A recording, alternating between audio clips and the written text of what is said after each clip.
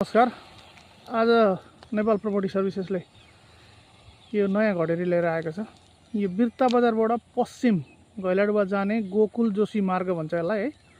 यो मार्ग ठ्याक्कै यो पूर्व देखिएको ठाउँ भनेको यता बिर्ता बजार है। यता भनेको चाहिँ तपाईको गैलाडुवा निस्किने पर बेलडाङ्गी स्कुल दक्षिण हुँदै हुँदै गैलाडुवा वडा कार्यालय स्कुल हुँदै यो चम्पापुरसम्म निस्किने बाटो, जसको चाहिँ बाटोमा बिरिङको पुल बन्दैछ।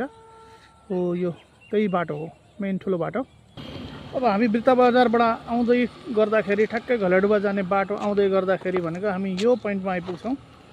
यो पोइन्टमा आइसकेपछि एउटा बाटो यसरी उत्तर लाग्छ। अब बिर्ता बजारबाट यो बाटो आउँदै आउँदै कालोपत्रे आएर हामी लगभग 700 मिटर अगाडि आइपुगेपछि हामी दाहिनातर्फ लाग्दा ठ्याक्कै यो प्लम गरेको 16 फुट चौडा गरेको बाटोमा आइपुग्यौँ। हाम्रो बिक्रीमा रहेको घडेरी चाहिँ ठ्याक्कै घडेरी हो।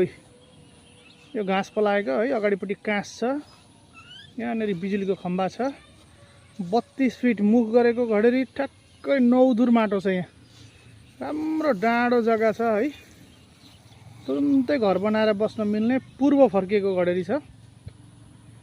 यो पूर्वपट्टिको बाटो पनि निकास रहेको बाटो छ।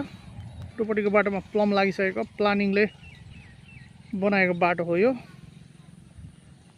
टक्कै अब यहाँबाट आउँदाखेरि लगभग 10 मिटरमै तपाईको चाहिँ यो ठुलो कालोपत्रे सडकमा आइपुगिन्छ। अब यहाँबाट दाहिनातर्फ लाग्यो भने गैलाडुवा, यता बायाँतर्फ लागेको खण्डमा चाहिँ यो चाहिँ बिर्ता बजार।